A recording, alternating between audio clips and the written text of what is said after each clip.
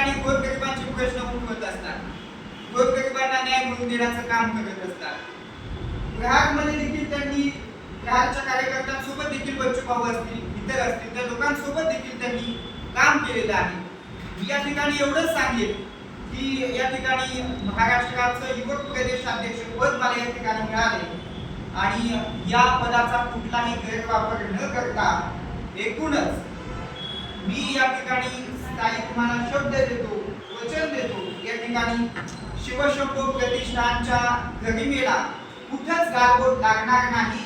आणि जसं डॉक्टर कर्मवीर भाऊराव पाटलांनी एक छोटंसं रोपटं उभं केलं होतं, त्या रोपट्याचं आज एका मोठ्या वटवृक्षात रूपांतर झाले।